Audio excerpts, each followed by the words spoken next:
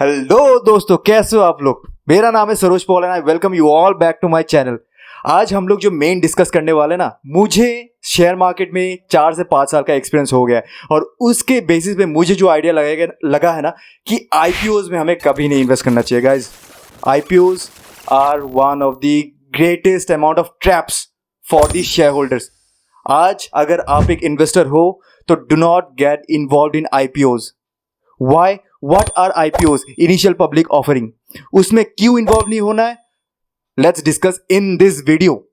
However, शुरू करने से पहले मैं एक चीज आपको बताना चाहूंगा कि सब्सक्राइब क्यों नहीं कर रहे हो गाइस। Just subscribe. मैं आपको इतना ज्यादा इंफॉर्मेशन दे रहा हूं एंड उसके बदले एक एक्सपेक्टेशन है कि आप please go ahead and click the subscribe button. चलिए शुरू करते हैं।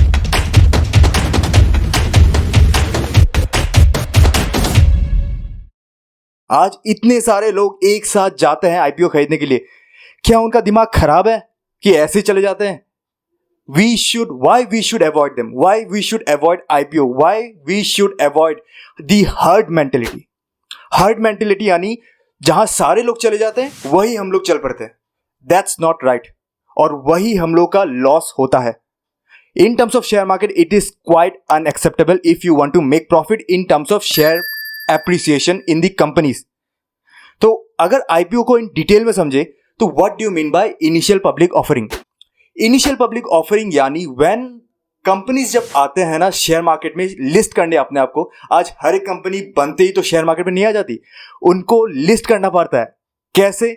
जब वो आते हैं they get so many regulations and all, they go through underwriters, they go through investment banks. इन सब के लिए पहले वो लोग को रेगुलेशन मीट करना पड़ता है। Then if they want to list themselves in this share exchange, they want to go through a lot amount of regulations जो टेक केयर करती है बाय अंडरराइटर्स। इसी के कारण कंपनीज जब लिस्ट करने जाती है, जब आईपीओ लॉन्च होता है, तब कंपनीज पहले जाती है इन्वेस्टमेंट बैंक्स की तरफ जो टिपिकली वो अंडरराइटर्स होते हैं। अब अंडरराइटर्स और कंपनीज के बीच में क्या रिलेशन है जो आईपीओ एकदम बकवास बना देती है। जब कंपनियां जाती है अंडरराइटर्स के पास, अंडरराइटर के पास एक ऑब्लिगेशन होती है कि अगर पब्लिक ने शेयर अगर कंप्लीटली नहीं खरीदे then they have to buy the all the shares in terms of whatever are remaining. तो एक अंडरराइटर के पास एक वो हो जाती है रिस्क कि हम लोग को सारा शेयर खरीदना पड़ेगा। हाउएवर उस पे भी एक फैक्ट है, जब वो लोग इश्यू करने जाते हैं तो अंडरराइटर्स एक कमीशन चार्ज करते हैं, एक अंडरराइटर फीस चार्ज करते हैं।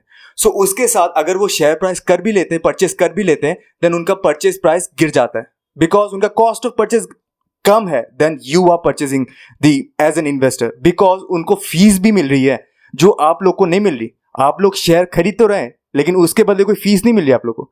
हाउएवर अगर ये आईपीओ फेल भी हो जाता है तो ये कंपनीज जो शेयर प्राइस है उसमें बहुत डिस्काउंट होके अंडरराइटर्स को मिल जाएगी।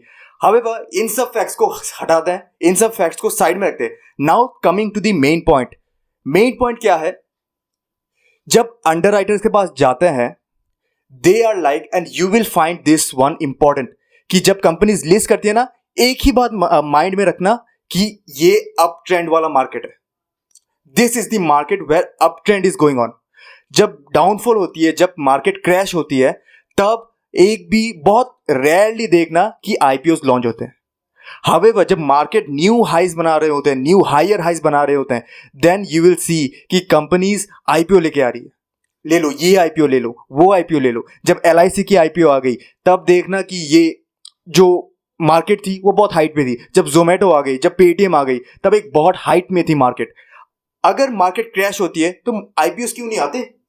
तब क्या हो जाता है ये आप लोगों को समझना बहुत जरूरी है if you want to make profit in the share market.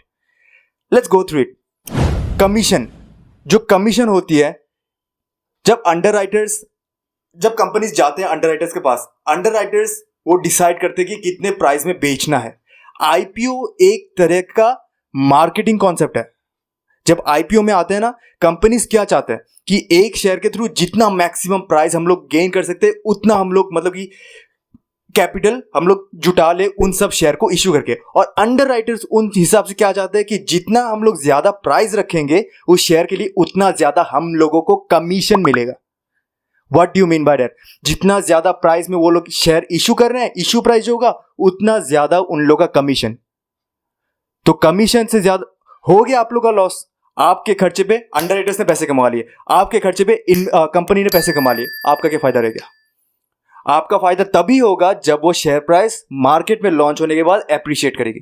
जो करने वाली है उस पे भी हम लोग आएंगे कि कैसे करती है या नहीं। Stay with me till the end, मैं उस पर जरूर पहुंचूंगा। और आज जो डिस्कस करना है वो बहुत इंपॉर्टेंट है, आपको फ्यूचर में जाके इन्वेस्टमेंट मार्केट में बहुत मदद करेगी, मार्क माई वर्ड्स।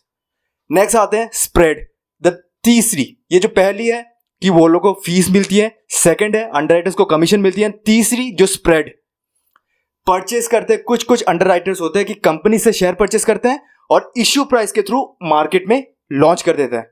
जो डिफरेंस रहा purchase price and selling price का, गेन तो अंडरराइटर्स का हो गया, a simple gain without any risk undertaken. Underwriters made the profit. आप लोग का क्या, आप लोग बैठे रहो आईपीओ लेके, सोचेंगे कि मुझे बहुत गेन होगा, मुझे बहुत कुछ होगा and I will be a rich person in the share market. Absolutely not, you have mistaken yourself.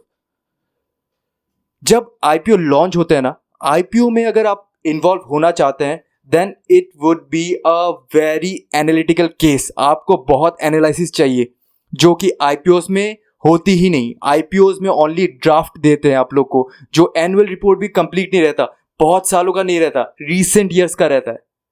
All these things are not necessary my friends. Let's move ahead. IPOs के प्राइस हमेशा over price क्यों रहते हैं? As I explained कि जो underwriters होते हैं, कमी जितना प्राइस ओवर प्राइस रहेगा, जितना प्राइस हाइट पे रहेगा, उतना वो लोग का कमीशन। एंड वही मेन थिंग है गाइस, जब आप लोग आईपीओ लॉन्च करते हैं ना, वो मार्केट अपट्रेंड में क्यों होती है? क्योंकि that's the point of time जब बायर्स रेडी होंगे खरीदने के लिए। क्यों खरीदना है वो लोग? Because market is making more highs guys. Market और ऊंचा जा रहा है, market is making higher highs. जब मार्केट हायर हाइज बनाती है तो कंपनी मतलब पब्लिक साइकोलॉजी क्या हो जाती है कि यार और खरीदते हैं क्योंकि प्रॉफिट हो रही है, यार और खरीदते हैं और ऊपर जाएगी। ऐसा माइंडसेट आ जाता है और इसी माइंडसेट के चलते वो कंपनीज फायदा उठाती है, इसी माइंडसेट के चलते वो अंडरराइटर्स फायदा उठाते हैं, जिसके कारण आप लोग को लॉस होती है थ्रू आईपीओस। अब अगर आईपीओस ओवरप्राइस्ड हैं, क्या हमें खरीदना चाहिए, क्या हमें नहीं खरीदना चाहिए, क्या करना चाहिए, क्या नहीं करना चाहिए? कंपनीज के थ्रू अगर सोचोगे, IPOs is one of the worst case. अगर आप एक प्रोफेशनल इन्वेस्टर हो, जो प्रोफेशनल इन्वेस्टर्स होते हैं वो लोग आईपीओस में घुसते ही नहीं है, वो लोग डायरेक्ट इन्वेस्ट करते हैं through the share market. Share market में शेयर्स क्यों अच्छे मिलते हैं? बिकॉज पब्लिक साइकोलॉजी के कारण या तो क्रैश हो जाता है या तो बहुत हायर हाइज बनाती है, that we called up trend in the market. इसी के कारण I would suggest go ahead and invest in the share market and do not get involved yourself in the IPOs. IPOs एक बहुत बड़ा trap है for us, for the individual investors. आज IPO उन्हीं लोगों के लिए है जो बहुत इन्वॉल्व हो चुके हैं कंपनीज में। However, हम लोग जो गलती करते हैं कि बहुत सारे इन्वेस्टर को मैंने देखा है आजकल, LIC की IPO आ रही है, बहुत ऊपर जाएगा। However, LIC, मैं एग्जांपल आपको एंड में दे दूंगा कैसे क्या होती है और आप लोग शॉक रह जाओगे कैसे हुआ या नहीं। जोमेटो, पेटीएम, क्या है ये सब? आप लोग खुद देखो कि अगली बार मुझे इन्वॉल्व होना चाहिए या नहीं। अगर मैं एग्जांपल दूं आप लोग को, LIC की जब IPO आई थी, LIC की IPO आई थी अराउंड मई 2022 को, है ना? मई 2022 को जब LIC की IPO आई, वो इश्यू हुई थी in the price of 949 rupees. Issue price थी वो, जो शेयर होल्डर सब्सक्राइब करने के लिए, है ना? मैं लिस्टिंग प्राइस नहीं बता रहा हूं अभी तक। लिस्टिंग कितने प्राइस में हुई थी? That was in the price of 826। Fully subscribe, fully सब कुछ हो गया था, ओवर सब्सक्राइब हुआ था LIC का IPO। उसमें पैसे किसने कमाए? अंडरराइटर्स ने पैसे कमाए। उसमें पैसे किसने कमाए? कंपनीज ने पैसे कमाए। उसमें क्या आपने पैसे कमाए? नहीं, आपने तो पैसे गवा दिए। लिस्ट होते तो शेयर प्राइस गिर गए। हावेवर अभी की भी अगर मैं प्राइस की बात करूं, अभी जो मेरा आज डेट कितना है, आज का डेट है 6 नवंबर 2023। इशू कब हुई थी? 2022 मई को।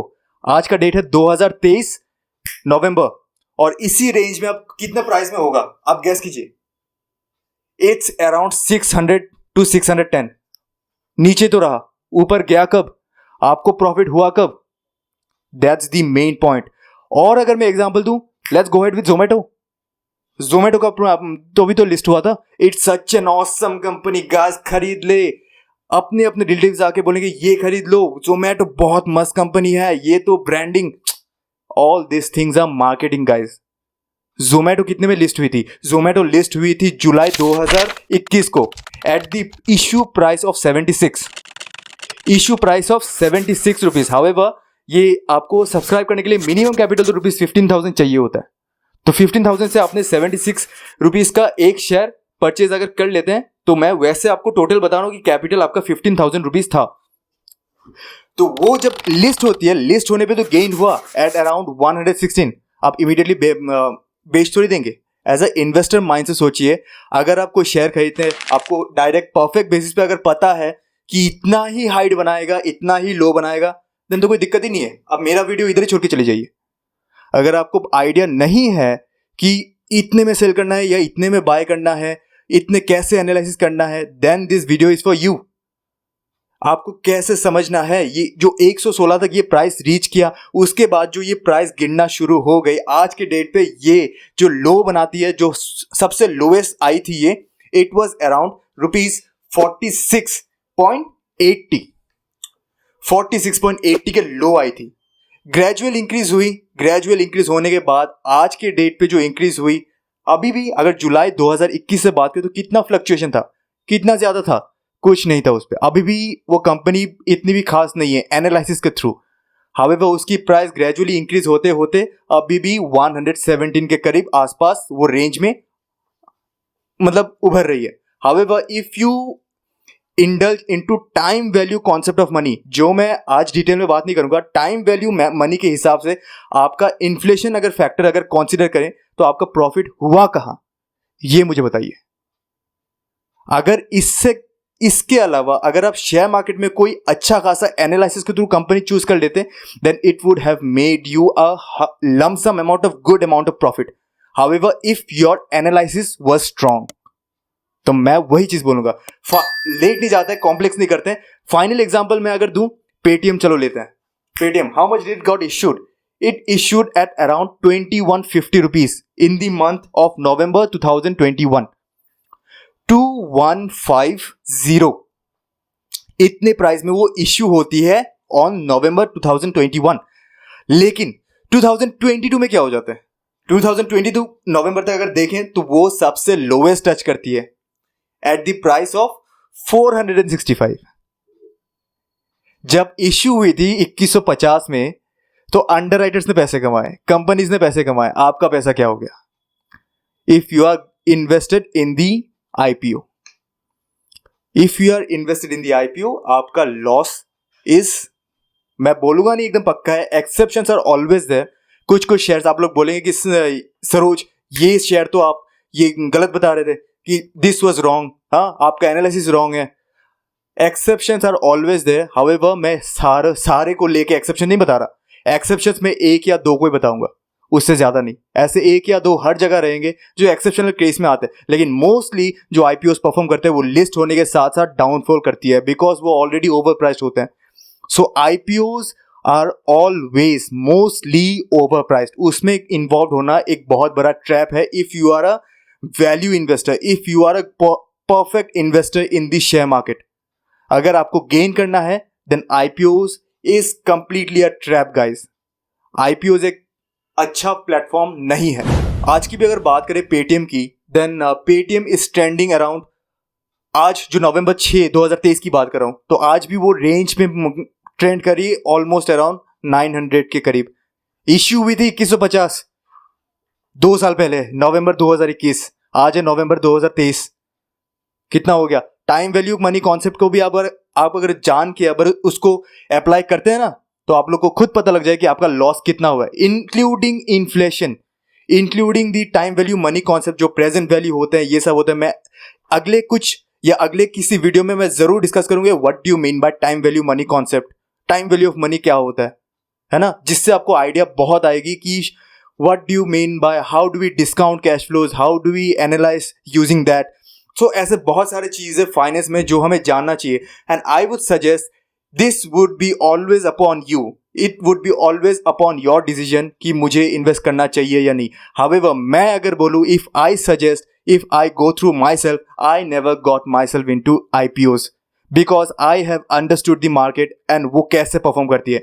All the best to you guys. Comment में ज़रूर बताना कि कौन सा पार्ट इस वीडियो का आप लोग को बहुत अच्छा लगा हो, या अगला वीडियो आप लोग क्या चाहते हैं, तो उनका टॉपिक मुझे कमेंट्स में ज़रूर बताइए. और मेरा, अगर मुझसे आप कनेक्ट करना चाहते हैं तो मेरे इंस्टाग्राम हैंडल इधर कहीं शो रहा होगा, तो उस पर ज़रूर जाके मुझे कनेक्ट कीजिएगा.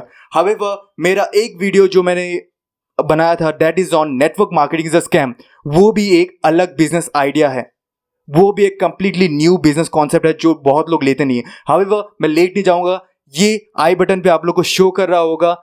You may also check out that video as well, क्योंकि उसमें भी मैंने बहुत डिटेल में बात किया कि what do you mean bye network marketing and क्यों लोग उसको बोलते हैं कि network marketing is a scam.